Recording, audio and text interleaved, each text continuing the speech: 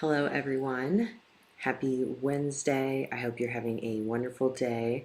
I'm going to go live on Instagram real quick as well, and we are going to get started.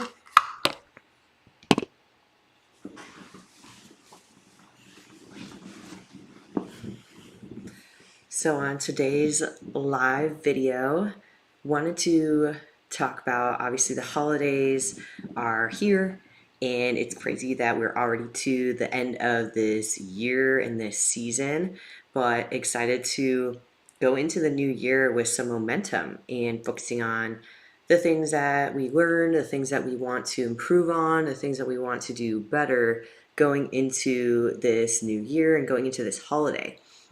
So today what I want to discuss specifically is boundaries and why they might be important for you, ways that you might incorporate them in your life, and ways that you can communicate them to the people in your life. So if I reflect back to my life, 6+ years ago, I was not good at boundaries. I was a people pleaser. I was always doing what would make others happy. I was trying to be the people pleaser, be available, always the yes person, never saying no, always volunteering, always doing extra. And as I continued down that path, it wasn't necessarily a bad thing because I did enjoy helping people, but there hit a point in time where I noticed some disparity between who I was at my core and what I thought people expected of me. And in reality, the expectations that I thought people had of me were not true. And so I was creating these expectations in my own mind of what people wanted from me, wanted for me, and things that I would need to alter in my life to accommodate other people. And there's actually a point in my sales career, those of you who followed me over the years know that I came from agricultural sales background.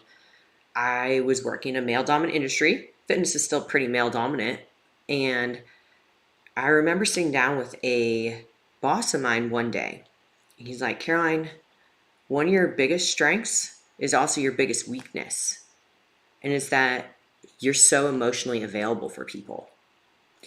And you need to learn how to control your emotions and turn off your emotions. And I sat with that for quite some time. And when he first told me that, it hit me pretty hard because thinking about myself, I knew that I was building relationships and sales is a relationship building business. But I also could see where he meant that I was sometimes too available for my customers and too available for everyone else, that I was losing sight of what I needed to do to take care of myself. And it's been a development the past 5 years or so to understand that it's okay to set boundaries and it's okay to communicate certain things to people and to keep certain things to ourselves, and that we don't have to over communicate. We don't have to tell exactly why we make a decision. We just stick with our decision and you move forward.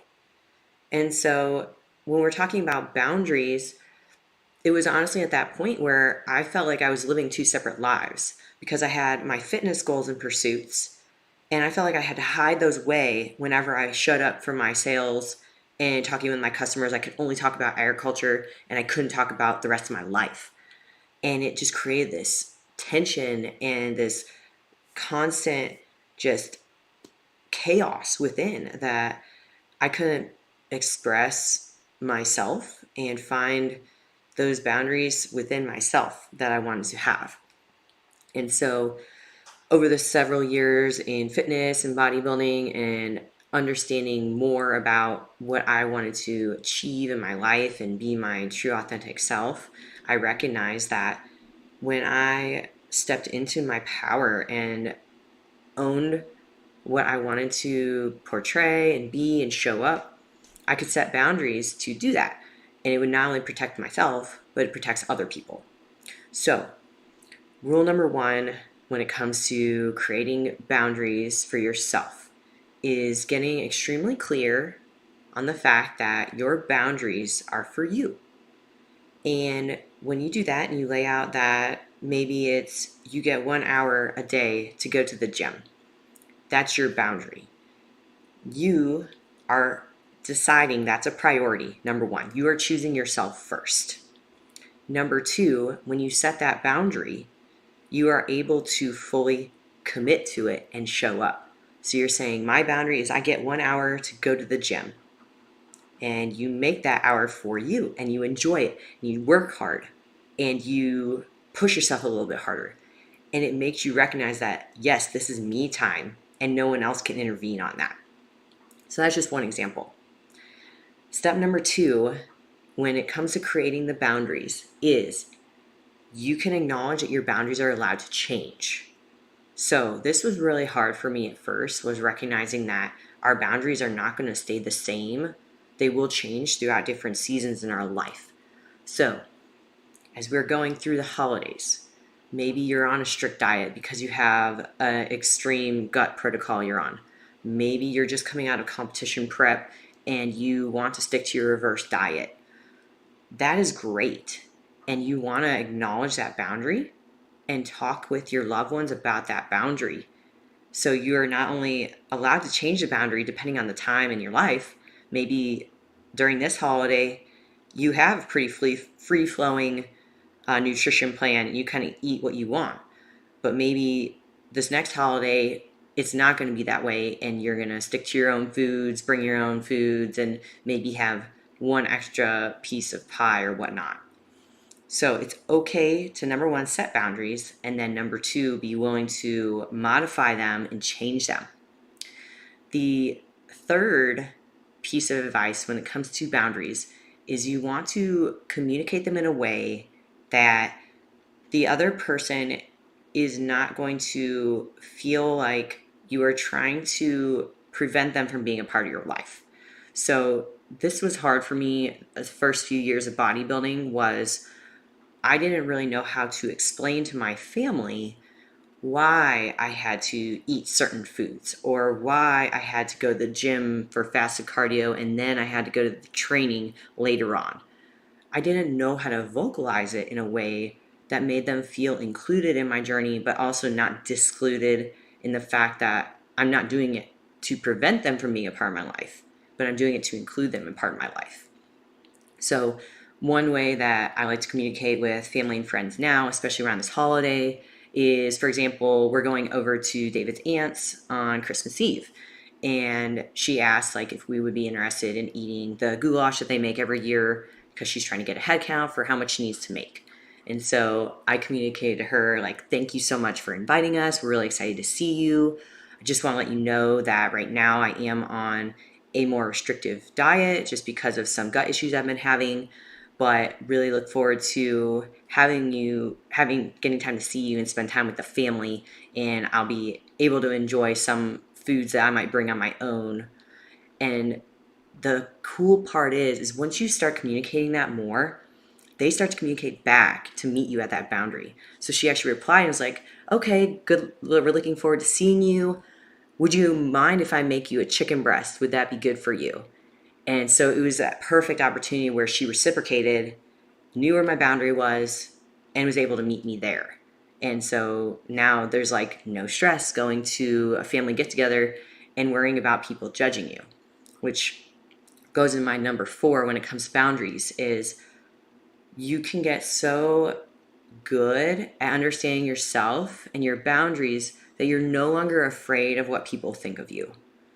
And that's going to take time. And some boundaries, especially in newer boundaries, newer relationships, even more long-standing relationships, when you change and evolve, it can be hard for people to fathom that, especially when they get caught in their day-to-day whirlwind and they aren't focusing on their own growth. So when it comes to that evolution and your boundaries, you're communicating them, they're changing, and you're working to have that reciprocation, you need to have patience, because sometimes the people closest to you might not be ready for you to change. They might not be understanding for you to change either. And so if you can really own in on that power take some time to journal on it, take some time to even practice how you're going to have the conversation. Sometimes I do that with critical conversations that I get anxious about, and I'm worried about what the other person's going to think. Even though I know they love and care for me, it can still be hard sometimes. So I try and rehearse that and practice that. And so even if it's something that's beyond your fitness goals, right? Maybe in your day-to-day life, you need to create a boundary where during your meditation time or your time before bed, you just want quiet time to yourself. And you're trying to figure out how you want to communicate that to your partner. So you think about, okay, you know how this partner's going to react, how their normal responses are. Make sure, number one, you show up showing them love first and foremost in the conversation, saying, hey, babe, I love you. I have something important that I want to share with you, and I think it's going to help me with my mindset and getting more stress relief every night before I go to bed. And hopefully they respond, okay, I'd love to hear, or okay, what is it? And you tell them, like, so I've been thinking about it. I know we like to watch Netflix every night before bed, but I was really thinking about how the blue light's been affecting my sleep. So maybe we can start watching something earlier in the night, and then we'll turn it off a little bit earlier than normal so that I can do some journaling or reading the last 20 minutes before we lay down at night.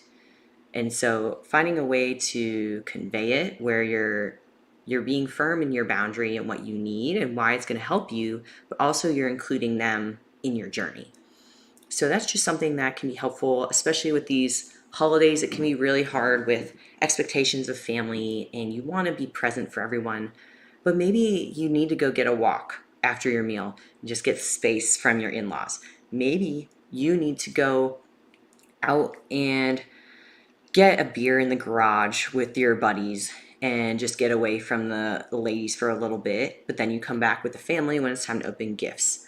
So just finding that way to communicate it and show up in a way that is going to make you happy too. I know it can be long days, stressful days, especially if you're in town for several days in the same environment. Find ways to make that environment peaceful. Maybe you bring a crystal with you, or you light a candle and you listen to some relaxing music, or you watch some YouTube videos that help you relax, something that's going to get you in your zone. Maybe it's just stretching. So boundaries are super important, super helpful in our health and our well-being. So if you guys have any questions, that was kind of the topic today I want to speak on, is boundaries. And as you go into this holiday season and into the new year, decide what are those boundaries that you want to have in your life going into 2022. They might look different from this year, or maybe they're similar and you're just enhancing them and being more firm in them. I find that when you're trying to set a new boundary, it is a lot harder in the beginning, but when you start to test it out and you like tiptoe into the water a little bit, you don't jump right into the pool, but you test the water to see what the temperature is. That is when you can truly figure out, okay, I think I'm ready. I can feel this energy and the vibes, and I know that I can do this for myself to better myself. So, do y'all have any questions or experiences that you've witnessed that? Yes, I love it, Her Grace. Thank you so much for sharing. It's definitely good to be intentional about whatever you want to manifest into your life, even if it's something as simple as drinking more water. I've been bad about my water today, as my cup is like empty, but oh, my camera keeps falling. Anytime that you're intentional, that's when you're going to get the most results, because in your head, it starts with that belief. It starts with that, I know I'm ready for this. I know this is for me, and I'm choosing me first. And that's when you can show up and be ready to make that progress in your life. So if there's any other thoughts or questions around that, I am all ears, but I will be not doing a whole lot for this holiday, actually. Just more of work, organizing the house stuff, relaxing, and getting ready for the new year. I still need to organize some of my goals and business plans, but still have a little time. like 8 days. So thank you all for joining. I want to wish you all a happy New Year, Merry Christmas, Happy Holidays, and many blessings to everyone here.